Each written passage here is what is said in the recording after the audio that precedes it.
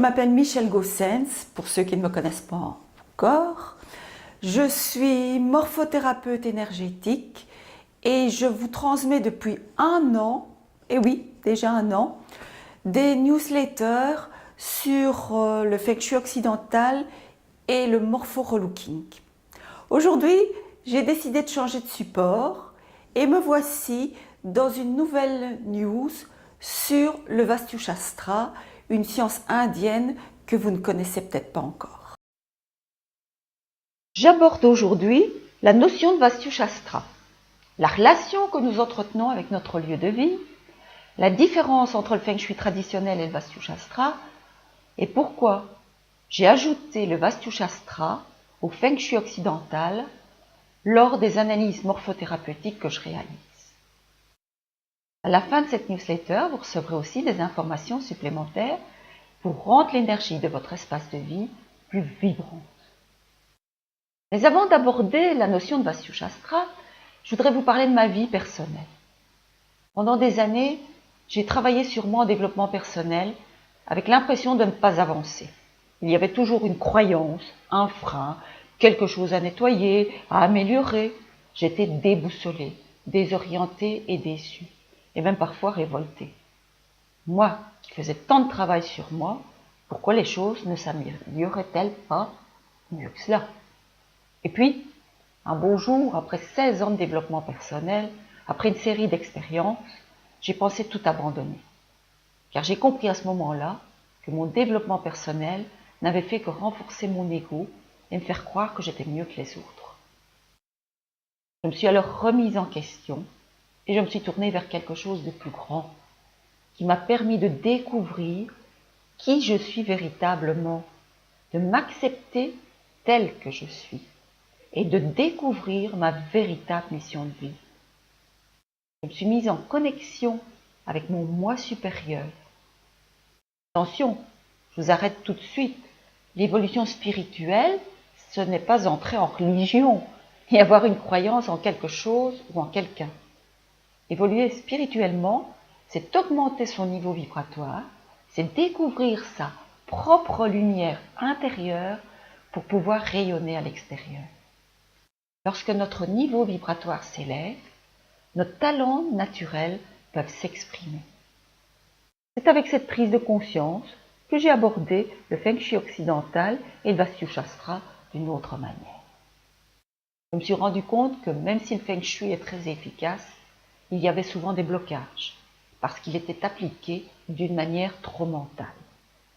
On ne tient pas suffisamment compte de la qualité de l'énergie que l'on trouve dans le Vastu Shastra. Il y a un manque de puissance qui vient du fait que le Feng Shui fondamental ne tient compte de l'énergie que comme une circulation, qui peut être trop rapide, trop lente ou équilibrée. Le Feng Shui occidental a déjà intégré cette notion de qualité d'énergie en considérant l'énergie comme multivibratoire, c'est-à-dire qu'elle se charge d'une manière positive ou négative d'une qualité lorsqu'elle circule. C'est ici que je vais aborder la notion de Vastu Shastra. Vastu Shastra n'est pas encore très connu chez nous. Je l'avais moi-même un peu mis de côté. Il m'a fallu quelques expériences pour le découvrir. Vastu Shastra, ce n'est pas une religion, mais une observation de la nature et de la relation que l'homme entretient avec les énergies cosmiques. Vastu Shastra, c'est l'ancêtre de la géobiologie et du Feng Shui. Et oui, les Chinois n'ont pas tout inventé, ils ont adapté le Vastu Shastra à leur mentalité et à leurs croyances. Le Vastu Shastra entre en résonance avec le lien que l'homme entretient entre le ciel et la terre. Nous sommes donc sur 3 niveaux. La terre, l'humain avec son habitat et le ciel. Nous sommes donc sur une énergie tellurique, une énergie humaine et une énergie cosmique. Et c'est là toute la différence avec certaines religions qui veulent nous faire croire qu'il faut se détacher du matériel. Non, nous sommes des êtres de lumière incarnés dans le monde physique.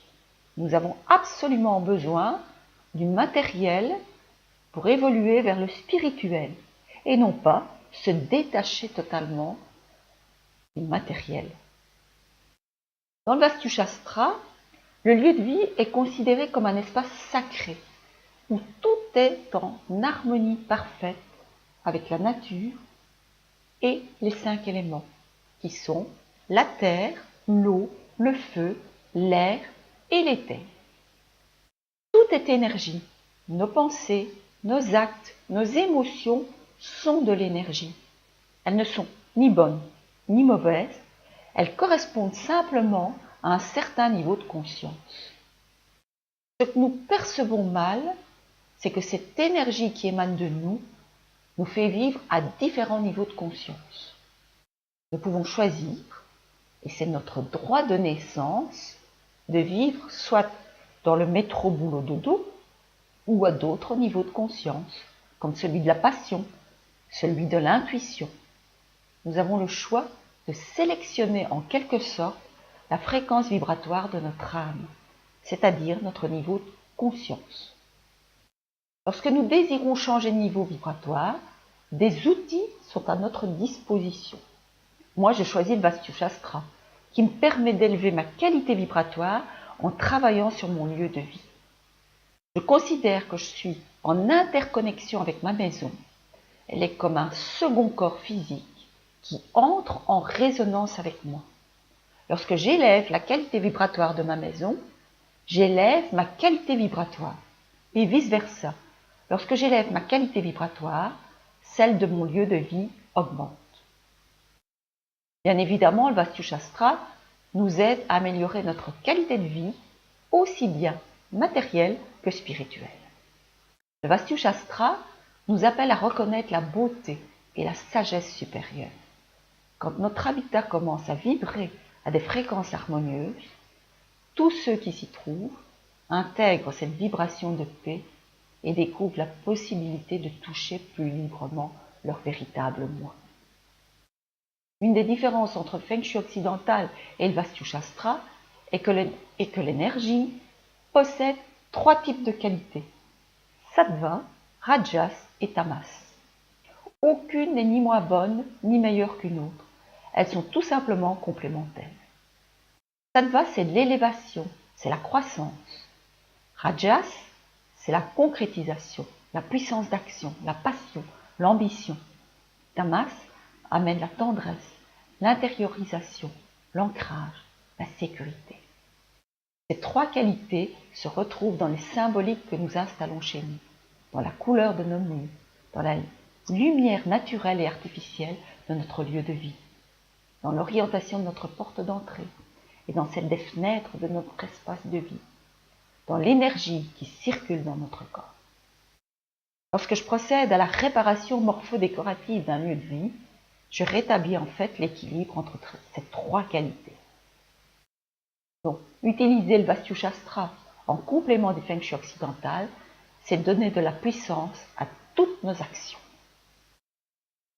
Venons-en enfin maintenant à comment rendre l'énergie plus vibrante dans votre lieu de vie. Eh bien, utilisez des huiles essentielles de bonne qualité, diffusez des huiles essentielles et surtout ne les chauffez pas. Brûlez des encens naturels. Utilisez des sons agréables comme les clochettes, les carillons, les bols. Et éliminez tous les grincements de porte désagréables, les sons agressifs, les cris stridents.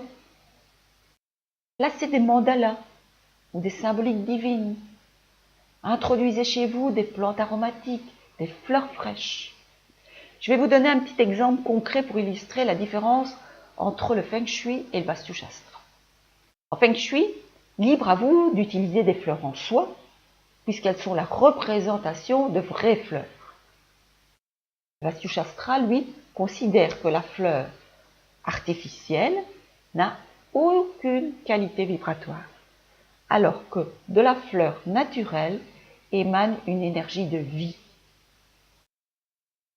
Je suppose que maintenant vous avez un petit peu bien compris comment fonctionne le Vastu Shastra. Maintenant, c'est à vous de jouer. Vous êtes le seul responsable de votre choix de vie et de votre avenir. Cependant, n'oubliez pas, je suis prête à vous répondre personnellement à toutes vos questions et à tous vos commentaires. Et je vous envoie toute ma gratitude, toute ma passion et tout mon amour. Et je vous dis au mois prochain.